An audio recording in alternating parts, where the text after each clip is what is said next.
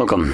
In front of me I have the Realme 9, and today I'll show you or go through, unboxing along with a quick overview of the device itself. So before I actually do anything, I'm going to touch upon a couple things that we can see at the back. So we have a 108 megapixel triple camera setup, though that's not really true. We only have one camera at 108 megapixels. Don't let this fool you. We got a Snapdragon 680, so at least that's nice if we get a Snapdragon. 90 Hertz Super AMOLED display, that's quite okay, and 5000 mAh battery. Now the version of the phone that I have right here is going to be the Meteor Black, 8 gigs of RAM and 128 gigs of storage. So anyway, let's just pop it up. Actually, just gonna start off from here.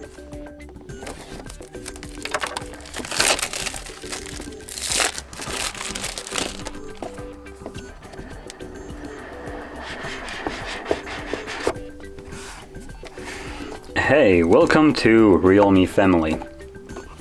Yes, I feel very welcomed. Now because this is Realme, and here you might expect a case, as it's, I guess, custom for Realme to include. Really nice. Now this one is more of like a brownish color, which usually they provide clear ones, so I wonder how that will actually look like on a device. And then underneath that we get the phone itself.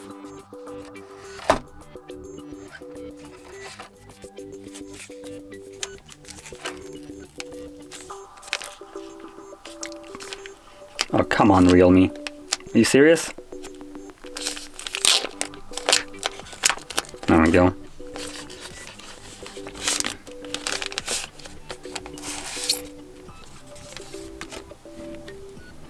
Now the finish looks really nice on the device, I will have to admit. Anyway, let's keep on going. Now additionally, because this is also Realme, we get a charger, and this is not just some charger that can laugh at. Usually they do include a good one. So let's see what we get in here. Where is it?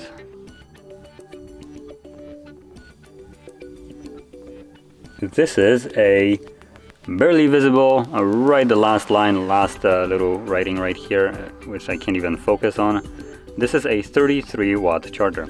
So like I said, a charger that you won't be really laughing at or replacing. It's a good charger. Then we get a Type C to Type A charging cable for the charger, and that's all we get, which, truth be told, it's enough. Now moving on to the phone itself, which I should have turned on probably when I took it out of the little bag. There we go, we're gonna power it on. So, like it was written on the box, it's a Super AMOLED display with a 90 Hz refresh rate, and it has a typical brightness of 430 nits. It peaks at 1000 nits, so it should be a device that can use comfortably outside. And come on.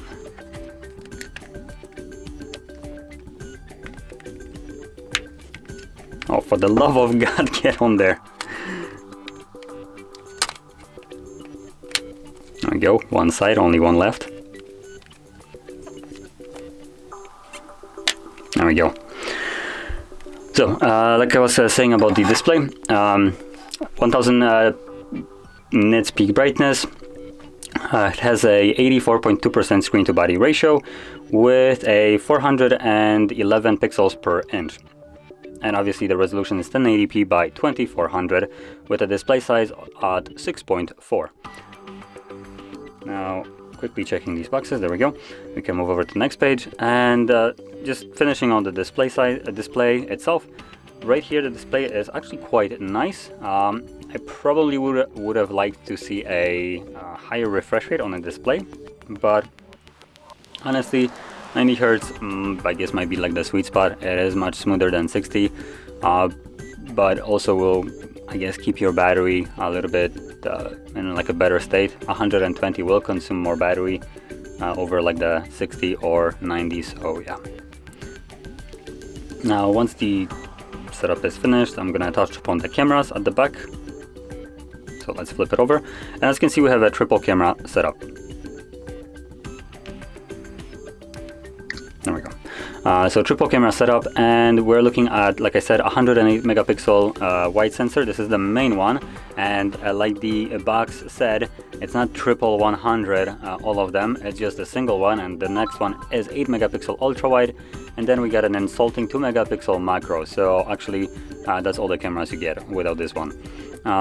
The reason why I say this is 2 megapixel macro is absolutely garbage. There is no reason for it to be included in here, especially when you get a 108 megapixel wide sensor. The reason for that is, I'm actually just not gonna explain it, I'm gonna show it. Everybody just likes to see things, so let's turn on our macro, quotation mark. Oh, they have the audacity to call it ultra macro. Okay, yeah, sure. I'm just gonna grab this.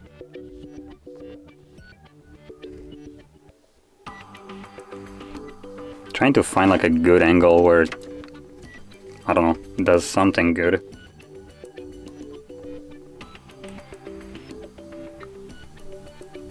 Gonna try to capture like a fake leaf right here. Okay, that's as close as I can get, which is for an ultra macro, absolutely disappointing. Now I will do another thing, which I don't know why I put that away, which is I'm gonna turn off the ultra macro. I'm gonna go again to more and select, let's see, Pro, I guess. So the 108 megapixel. Oop, 2 times zoom. Let's go.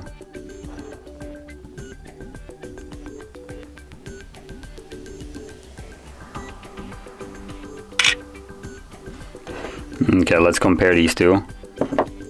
So the first one you will see is what I assume is the 108 megapixel. Let me actually quickly check details. And we're looking at a resolution of, where the heck is it? Oh, there we go.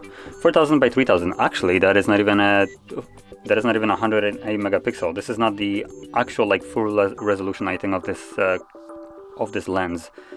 So there is most likely somewhere else a setting for this where we can utilize like the full sensor. Though honestly, at this point, it won't really matter because this is the this is the Pro mode, I guess we can call it. So you can zoom in, I guess that close, right? And you can see quite a decent amount of detail right here. I'm gonna max it out just so it's a little bit better. But you can see like fibers on the fake plant a little bit. You can see kind of like weird things and like the mold and stuff like that. Which now let's move over to the super macro, which is this one. And boy oh boy is it garbage. And now the phone didn't dim, the photo is that dark, and yet if I can zoom in, you can see that there is literally no detail in here. It's kind of like a blurry mess compared to what the 108 megapixel did, without even, I think, capturing at 108 megapixels. So yeah, like I said, this lens is absolutely trash. It's sad that companies keep including this dog shit here, and this absolute dog water with your phone, which you do have to pay for. So yeah, don't use the macro. Use the 108 megapixel sensor, just the wide one. Do a 2 times zoom. It's basically lossless, so you get full quality of the sensor, yet you'll get much more detail than the macro can provide. So anyway, now that I decided to completely rag on one of the sensors right here, the wide one obviously will do a good job. It's 109 megapixels and it seems to be doing quite okay, at least for what I used it for a plant. Now let's move over to the next part, which is the internals of the device. So again, like on the box was said, it's running a Snapdragon 680. Now this is only a 4G chipset, so you're not getting any kind of 5G connectivity right here if that is a device that you're looking for with 5G. This one does not have it. Probably should have maybe started with this. But yeah, moving on. We have a couple of versions of storage, exactly two. Both of them have 128 gigs of actual like physical storage, but we also have 6 or 8 gigs of RAM, and both of those are using UFS 2.2 storage. So it's not going to be anything like super fast, but it's still going to be better than like, for instance, older devices with their like just kind of crappy storages. This is, I guess, like behind 3.1 or NVMe that iPhones use. So it's still respectable for the price. And lastly, we get a 5000 mAh battery. Advertised charging speeds right here are 50% in 31 minutes or 100% in 75. Now this is advertised, so keep that in mind. It could be faster, it could be slower. I would probably lean towards slower usually, so that's that. And what else is there to say? We are probably getting an under finger display sensor because I don't see any kind of sensors on the back. So I'm going to quickly check that out. If we do, that is actually quite surprising.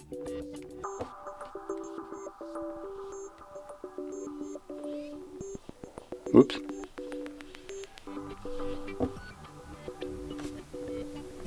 Chop chop. Yep, we have under finger display sensor. I'm going to set it up right now just to see how quick it actually works. Considering this is a more of a, I would say, mid-range device, sometimes those sensors don't really work that well. So let's see how well this one works. We go at it.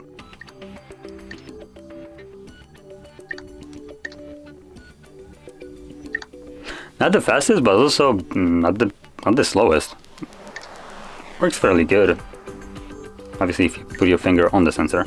There we go. So yeah, also my finger might have like debris and it's still unlocking the phone without any problem. So that's also really nice. Something that, for instance, my phone that I use on a daily basis struggles, where I will have just a tiniest bit of dust maybe, and it just fails to unlock.